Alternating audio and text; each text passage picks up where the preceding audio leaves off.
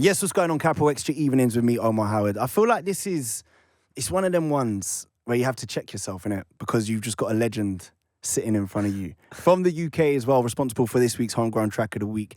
Ladies and gentlemen, Loyle Carner in the building. How are you, brother? Thank you very much for having me. I'm good, man. I'm happy to be here for the first time ever. For the first time ever? Hell yeah. Man, welcome. It's a pleasure that you're on this evening show, man. Obviously, we've been running the Homegrown Track of the Week.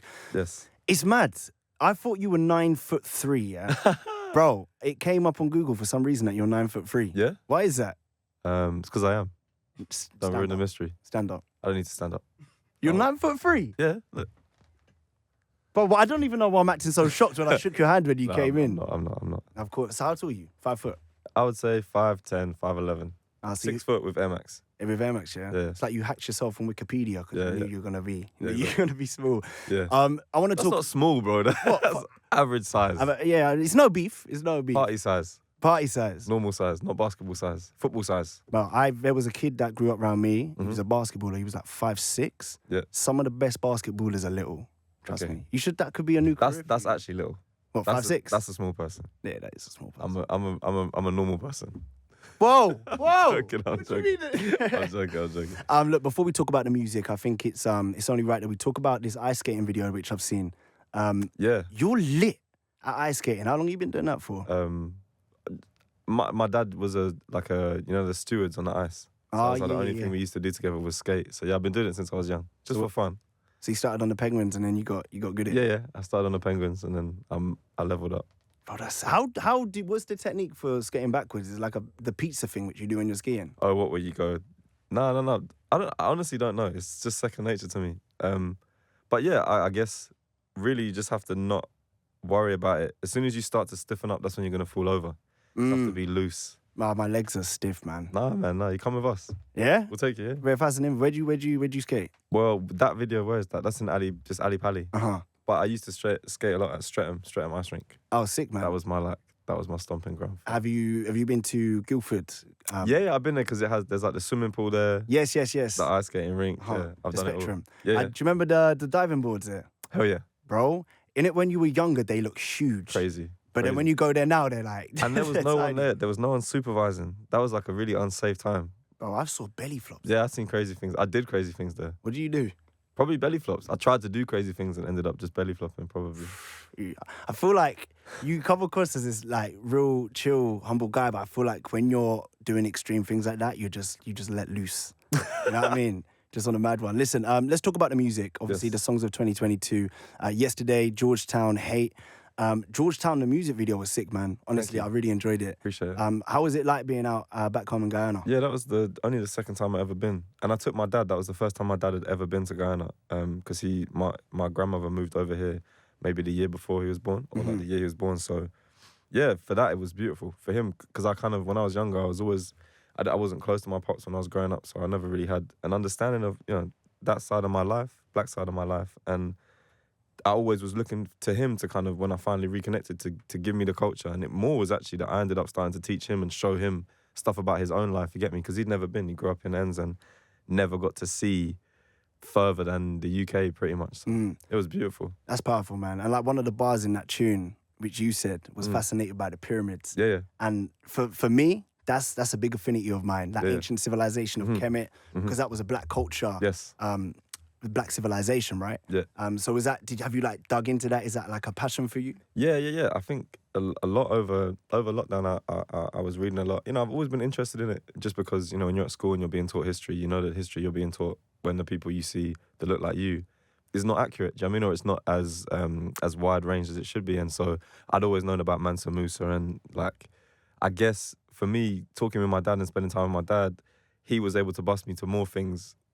I don't know, I've spent a lot of time just being able to have conversations with people that I respect, like Akala or whatever, and every time I meet with them, they have more information, more books to read, more documentaries to watch, so it's like an ongoing love, ongoing journey. Have you been out to any of these places to see them? No, I want to go check the pyramids badly, man. I was there in December, man. Yeah? It was For the first powerful. time? For the first time. Wow. So I went with like 50 other people from all around like the diaspora. Yeah. It was powerful. Wow. Definitely How recommend long it. were you there for? 10 days. Yeah. So we started in Cairo, then we went down to Luxor, and then Aswan. Yeah. So we did like the whole thing. So it Wow. was really good. And I was the same. In lockdown, I started picking up a book. Have you Yeah. heard of Egyptian yoga? So it's by Muta Ashby. I'll tell you after the interview. Yeah, really good, man. It like changed my perspectives on so many things. Yeah. So yeah, I enjoyed it. Sick. Listen, we're going to talk about the homegrown track of the week in a sec, but I feel like we'll keep you there. We'll keep you good. Let's get some music on for you now. Let's get into this. It's Capital Extra. Yes, Capital Extra Evenings. It's your boy Omar Howard. Right, we've got a special guest inside the place. Loyle Carner's in the building. This isn't beef. Yeah, I know I mocked you for your height earlier. Wow. Why go on for Liverpool this season, bro? Wow, my goodness. This is my first time here, you know. It should be nice to me. Oh, man. Nah, Liverpool rubbish this season, there's no question. I don't know, actually, I've got a season ticket and I gave it away for this season because I had a feeling that things were going to go wrong. You have to have faith in your team, though. No, I don't. You don't have faith in them? No, I'm from London. I'm not even from Liverpool. Yeah, how does I'm that joking. work? Because No, so my dad was a Man United fan, so part of it was just to wind my father up when I was growing up. But I was in love with Michael Owen. I really love Michael Owen. I really love Steven Gerrard, and I wanted to play like them. And my dad was like, "Oh, you can't just support a player. You have to support a team." So I supported Liverpool when they were rubbish. So I don't mind. There's always that person in it that says, "Oh, when they're rubbish." Yeah, it's the truth. But Good for you, man. thank you very much. But yeah, it's difficult. But we're gonna bounce back. We're just upset because Mane's gone. And Yeah, I do you think miss that- him? Yeah, I miss Mane. I was talking about this the other day that I think there's so much emphasis on Salah. I love Salah, he's a great player. But, you know, Salah, Van Dijk, Trent, that's where all the hype is. But there's a lot of players, a lot of unsung heroes at Liverpool, right? Fabinho, maybe for me is the main one. Robertson, like, do you know what I mean? Henderson, people who, they get shine, but not enough shine. I feel like it's a whole unit and everyone's too busy talking about, like, the superstars. Yeah, man. When I was out in Egypt, everyone was like, you know Mo Salah? Yeah, Like, right. They love it out there, man. Obviously, the new album, Hugo, as well. 21st of October is coming out. Soon. Are you excited? Hell yeah. Yeah, it's been a long time since I released a full body of work. It's just a long time since I started releasing music again. So, yeah, I'm excited. You know, a lot changed for me over lockdown. I became a father. Good for you, And man. that, you know, positively impacting my life in many ways. But the main thing was just, you know, cutting down my ego and helping me see the bigger picture and stop thinking that I was the most important thing in my life, you know, because I no longer am. So, yeah, it allowed me to free up and be more explicit with the way I write. I think a lot of people thought it was going to be the opposite and I become more censored because I wouldn't want my son to hear X, Y, and Z.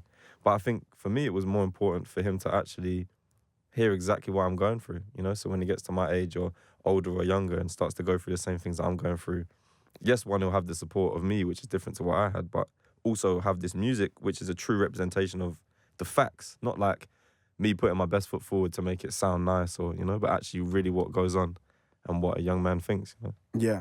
And what's the process of, so obviously, like with your music, I love it because it's so, there's always a message. Right. You know what I mean? It makes you think alternatively. Right. What's the process like when you're writing? Do you need to be in that right headspace? Do you kind of channel experience and put it in your bars? It's different every time. I think I can never really, like get it to come when I want it to come. You know what I mean? So if I'm like, I'm going to the studio today, I want to make a song, I can never make a song. You know what I mean? It's like, yeah, to this day, I've been doing this for a long time and I still have no idea of how to pull it out of myself. It comes when it comes. So all I can do is put myself all the time in a position where if it does come to me, I'm able to get it out. You know what I mean? So if I'm in the studio, if I'm in front of my notebook or I'm in a place where I can voice note or record but yeah, like really it's just free thought, you know? I say everything that I want to say and then I refine it later and decide which bits should go out to the world and which bits should be just for me or just for my, you know, my son. Yeah. So you've got those tracks which are like in the locker that come out of the family functions. Yeah. Yeah, man. Yeah, we made like for this album in particular, actually, we made like over 100 songs. Wow. Yeah, but it's not like a lot of them are rubbish. You get me? So it's not that amazing, but it kind of shows the process. I went a long time ago with my mum. I went to this Picasso exhibition, and it was just from 1 year of his life. And there's like 2 famous paintings in this exhibition, but there's like 50, 60 rubbish paintings from that year, and it was quite beautiful to see because it, you know, these people who are revered. That's a dodgy guy in terms of how he treated women and whatever, but as an artist, he's well respected, right? And to see someone who's so revered as one of the best painters ever, best artists ever, make loads of like rubbish paintings is a nice thing to understand. Okay, cool. It's not about just doing 2 a year and then both being amazing, but it's actually like keep throwing art at the wall, keep throwing ideas at the canvas, and eventually bits will stick and you get to decide what the world sees. You know what I mean? So that's what I'm at. And especially like because you put your experience in your lyrics, when you are now outperforming that, is that kind of like a healing to you? Yeah. Because you're not now being a victim to your like trauma. You're just kind of letting it out and letting other people resonate and connect with that. Get me? Yeah, it happened last night. We was in Hamburg and I saw there was a young guy looked just like me, and he, is kicking this tune that I've only just released, and I wasn't really expecting people to be, like knowing those lyrics yet, or even have listened to those tunes yet because they only just come out. And so he's rapping "Nobody Knows," Ladders Road, back to me, and I'm seeing him like get his catharsis from it. Do you know what I mean? So it's like for me, it means a lot to speak these words out and to be proud and say them and stand by them. But it means even more for me to see another person, like be able to say things that maybe they can't articulate themselves and feel justified in it, and lift it up. Yeah. Because that lifts me up. Yeah. Definitely, man. Let's talk about the Homegrown track of the week that we've been spinning all week on the show. Nobody Knows. Yeah. I feel like the themes on that I've clocked already, like family, race. What was the message with that tune and the intention behind it? It was weird. I wrote that tune. It was like the first thing in the morning. And I think it was probably it was before my son was born. And yeah, I don't know. I'd been like in small communication with my father because, like I was becoming a dad and I needed him to be around for me. And yeah, I don't know. I was just like, finally, I'd had a lot of conversations with friends and I finally felt, like I felt safe enough and brave enough to finally talk about what it was like for me to grow up and what it's still like, you know what I mean? To sit in between these two absolutes and not really figure out exactly where I fit in the world, and for that to be okay, and to speak for my son who's, on his way, to be like, yo, you might not fit in like a definite camp, a definite genre of human, you know what I mean? But that's okay. But yeah, I guess it was just, trying to understand. A better answer to that is that around the same time, I had reread Malcolm X's autobiography, and I studied him a lot at school, and there was one speech of his, a few, there's one I love called The Ballot and the Bullet, but this other speech was about the roots of the tree, and he's talking about the African-American perception of Africa because of how the Western world has made people think, oh, look, these people are poor, they're broke, they're hungry, and because of that, there's such a negative view, and internally these people begin to hate themselves because they're hating their ancestry, right?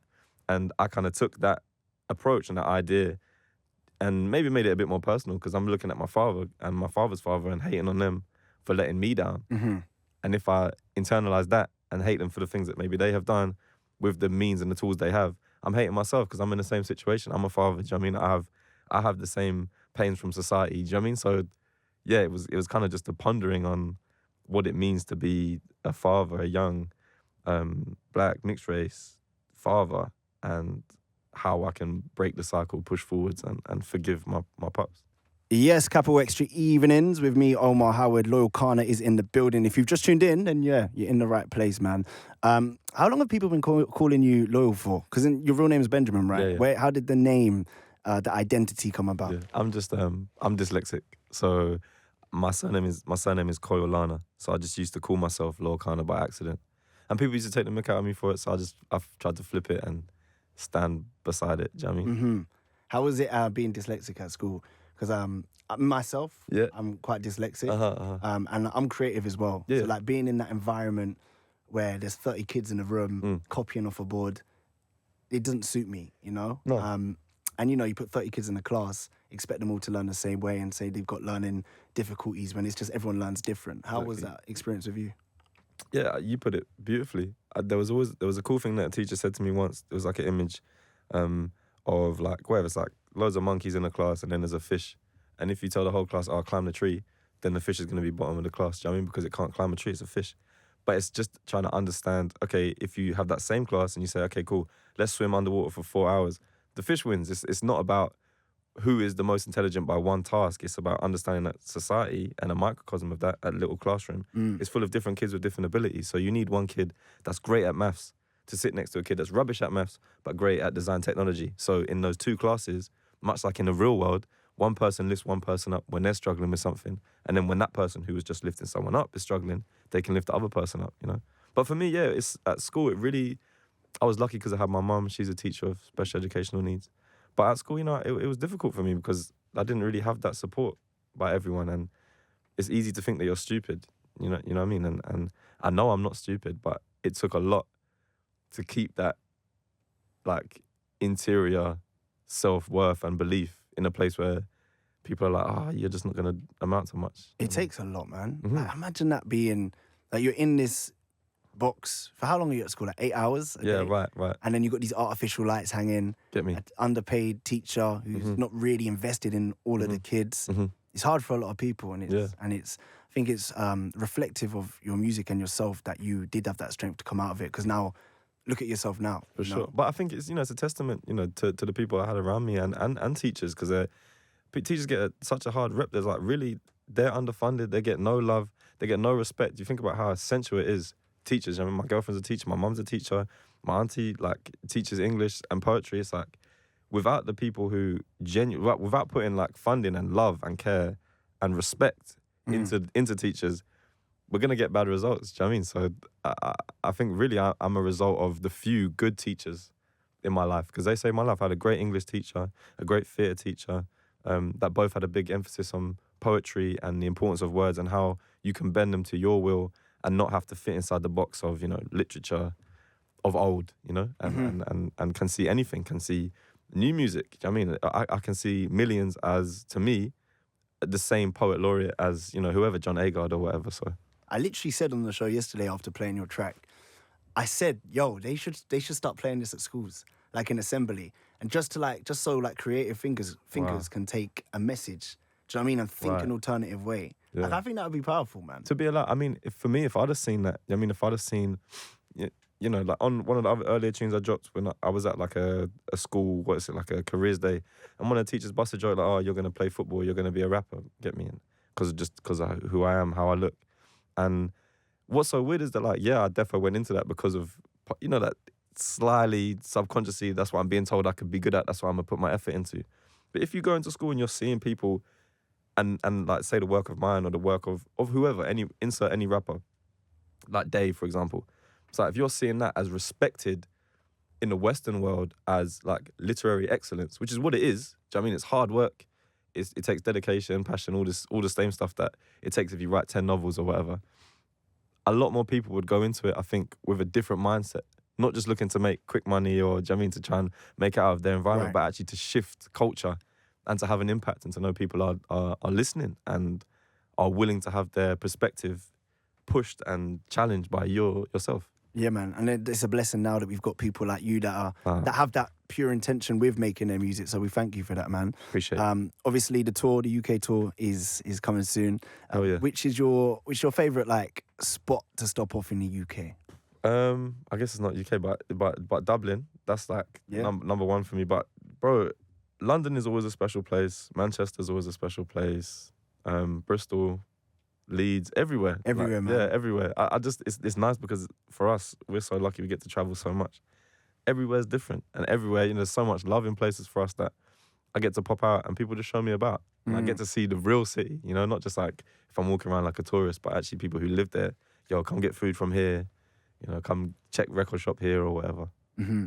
Bro, listen, it's been a pleasure. Thank you so much for coming here, man. I think the gems which you've kind of dropped us with as well, and like the perspectives which you've shared, is powerful, man. We need more Loyle Carners in the world. I'm telling you. One is enough. Right, man. Big up yourself. I'm 6'1" as well. If anyone listening. Yeah. 6'5", 6'5". Bro, 5'6" is a normal height. We need to change that Google thing. No, we don't need to change that. That's fine. People, you're gonna end up in like the Guinness World Book of Records, That's and they're fantastic. not gonna know the truth. That's fantastic. Promo. Yeah, Promo, bro. it's promo. Ladies and gentlemen, Loyle Carner.